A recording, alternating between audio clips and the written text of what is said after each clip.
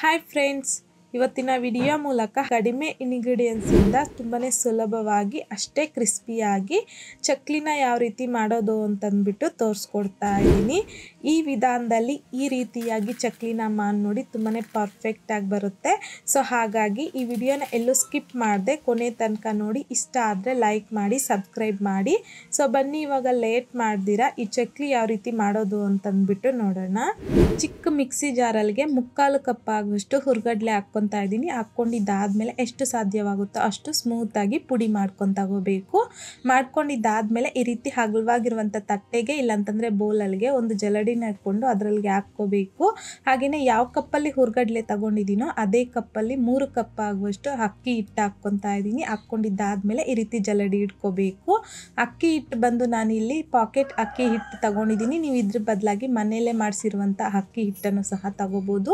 ಹಾಗೆಯೇ 1 tea spoon ಆಗುವಷ್ಟು black ಎಳ್ಳು, ಹಾಗೆಯೇ 1 ಟೀ ಸ್ಪೂನ್ ಆಗುವಷ್ಟು ಖಾರದ ಪುಡಿ, ರುಚಿಗೆ ತಕ್ಕಷ್ಟು ಸಾಲ್ಟು, ಹಾಗೆಯೇ 1-2 ಟೀ ಸ್ಪೂನ್ ಆಗುವಷ್ಟು ಬೆಣ್ಣೆ ಹಾಕ್ಕೊತಾ ಇದ್ದೀನಿ. ಬೆಣ್ಣೆ ರೂಮ್ ಟೆಂಪ್ರೇಚರ್ಗೆ ಬಂದಾದಮೇಲೆ ಬೆಣ್ಣೆನ ಹಾಕ್ಕೊಂಡು ಮೊದಲಿಗೆ ಈ ರೀತಿಯಾಗಿ ಚೆನ್ನಾಗಿ ಮಿಕ್ಸ್ ಮಾಡ್ಕೊಬೇಕು. ಮಿಕ್ಸ್ ಮಾಡ್ಕೊಳ್ಳೋವಾಗ ಈ ರೀತಿಯಾಗಿ ಕೈಯಲ್ಲಿ ಸ್ವಲ್ಪ ರಬ್ ಮಾಡ್ಕೊತಾ ಮಿಕ್ಸ್ ಮಾಡ್ಕೊಳ್ಳಿ. ಸೊ ನೋಡಿ, ಈ ರೀತಿ ಮಿಕ್ಸ್ ಮಾಡ್ಕೊಂಡಿದ್ದಾದಮೇಲೆ 2 ಕಪ್ ಆಗುವಷ್ಟು ಬಿಸಿ ನೀರು ತಗೊಂಡಿದ್ದೀನಿ ನಾನಿಲ್ಲಿ. ಸೊ ಮೊದಲಿಗೆ ಈ ರೀತಿ ಸ್ವಲ್ಪನೇ ಹಾಕ್ಕೊಂಡು ಸೌಟು ಇಲ್ಲಾಂತಂದರೆ ಸ್ಪೂನಲ್ಲಿ ಮಿಕ್ಸ್ ಮಾಡ್ಕೊಳ್ಳಿ. ನೀರು ಬಿಸಿ ಇರೋದ್ರಿಂದ ಸ್ವಲ್ಪ ತಣ್ಣಗಾಗಿದ್ದಾದಮೇಲೆ ಈ ರೀತಿಯಾಗಿ ಕೈಯಲ್ಲಿ ಚೆನ್ನಾಗಿ ಮಿಕ್ಸ್ ಮಾಡ್ಕೊಳ್ಳಿ. ಸ್ವಲ್ಪನೇ ನೀರನ್ನು ಹಾಕ್ಕೊಂಡು ಈ ಕನ್ಸಿಸ್ಟೆನ್ಸಿಗೆ ಚೆನ್ನಾಗಿ ಮಿಕ್ಸ್ ಮಾಡ್ಕೋಬೇಕು. ಒನ್ಸ್ ನೀರೆಲ್ಲ ಹಾಕಿದ್ದಾದಮೇಲೆ ಕೈಯಲ್ಲಿ ಒಂದು 5-6 ನಿಮಿಷ ಚೆನ್ನಾಗಿ ನಾದ್ಕೊತ ಮಿಕ್ಸ್ ಮಾಡ್ಕೊಳ್ಳಿ. ಆವಾಗ ನಮಗೆ ಚಕ್ಲಿ ಅನ್ನೋದು ಎಲ್ಲೂ ಕಟ್ಟಾಗ್ದಿರ ತುಂಬ ಚೆನ್ನಾಗಿ ಬರುತ್ತೆ. ಸೊ ನೋಡಿ, ಈ ರೀತಿಯಾಗಿ ಸಾಫ್ಟಾಗಿ ಹಿಟ್ಟನ್ನು ರೆಡಿ ಮಾಡ್ಕೊಂಡಿದ್ದಾದಮೇಲೆ ಈ ಹಿಟ್ಟನ್ನು ಸ್ವಲ್ಪನೇ ತಗೊಂಡು ಈ ರೀತಿಯಾಗಿ ಸಿಲಿಂಡರ್ ಶೇಪ್ಗೆ ರೆಡಿ ಮಾಡ್ಕೊಂಡು ತಗೋಬೇಕು. ಸೊ ಈ ರೀತಿಯಾಗಿ ರೆಡಿ ಮಾಡ್ಕೊಂಡಿದ್ದಾದಮೇಲೆ ಹಿಟ್ಟು ಡ್ರೈ ಆಗಬಾರ್ದು. ಹಾಗಾಗಿ ಕಾಟನ್ ಕ್ಲಾತ್ ಇಲ್ಲಾಂತಂದರೆ ಯಾವುದಾದ್ರೂ ಪ್ಲೇಟ್ನ ಕ್ಲೋಸ್ ಮಾಡಿ ಪಕ್ಕಕ್ಕೆ ಇಟ್ಕೊಳ್ಳಿ. ಈಗ ಚಕ್ಲಿ ಮೋಲ್ಡ್ಗೆ ಬಂದು ನಾನಿಲ್ಲಿ ಸ್ವಲ್ಪ ಎಣ್ಣೆನ ಗ್ರೀಸ್ ಮಾಡ್ಕೊತಾ ಇದ್ದೀನಿ. ಗ್ರೀಸ್ ಮಾಡ್ಕೊಂಡಿದ್ದಾದಮೇಲೆ ಹಿಟ್ಟನ್ನು ಟೈಟಾಗಿ ಈ ರೀತಿ ಫಿಲ್ ಮಾಡಿಕೊಂಡು ಕ್ಯಾಪ್ನ ಟೈಟಾಗಿ ಸೀಲ್ ಮಾಡ್ಕೊಂಬಿಡಿ. ಸೊ ಈ ರೀತಿಯಾಗಿ ಸೀಲ್ ಮಾಡ್ಕೊಂಡಿದ್ದಾದಮೇಲೆ ಚಕ್ಲಿನ ಪ್ರೆಸ್ ಮಾಡೋದಕ್ಕೆ ಅಂತಂದ್ಬಿಟ್ಟು ಯಾವುದಾದ್ರೂ ಬಟರ್ ಪೇಪರು ಇಲ್ಲಾಂತಂದರೆ ಪ್ಲೇಟ್ಗೆ ಎಣ್ಣೆ ಇಲ್ಲಾಂತಂದರೆ ತುಪ್ಪನ ಗ್ರೀಸ್ ಮಾಡಿಕೊಂಡು ಈ ರೀತಿಯಾಗಿ ಚಕ್ಲಿನ ಪ್ರೆಸ್ ಮಾಡ್ಕೋಬೇಕು. ಸೊ ನಿಮ್ಗೆ ಇಲ್ಲಿ ಚಕ್ಲಿ ಯಾವ ಸೈಜಿಗೆ ಬೇಕೋ, ದೊಡ್ಡದು ಚಿಕ್ಕದು ಬೇಕೋ ಅಂತ ನೋಡಿಕೊಂಡು ನಿಮಗೆ ಯಾವ ಸೈಜ್ಗೆ ಬೇಕೋ ಆ ಸೈಜ್ಗೆ ಚಕ್ಲಿನ ಪ್ರೆಸ್ ಮಾಡ್ಕೊಳ್ಳಿ. ಸೊ ನಾನಿಲ್ಲಿ ಸ್ವಲ್ಪ ಮೀಡಿಯಮ್ ಸೈಜಲ್ಲಿ ಚಕ್ಲಿನ ಮಾಡ್ಕೊತಾ ಇದ್ದೀನಿ.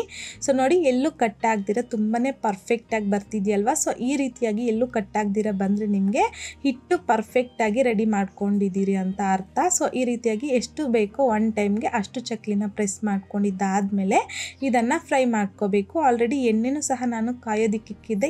ಎಣ್ಣೆ ಬಿಸಿ ಆಗಿದ್ದಾದಮೇಲೆ ಒಂದೊಂದಾಗೆ ಚಕ್ಲಿನ ಹಾಕ್ಕೊಂಡು ಮೀಡಿಯಂ ಫ್ಲೇಮ್ನಲ್ಲಿ 2 ಕಡೆನೂ ಕ್ರಿಸ್ಪಿ ಆಗೋವರೆಗೂ ಫ್ರೈ ಮಾಡ್ಕೋಬೇಕು.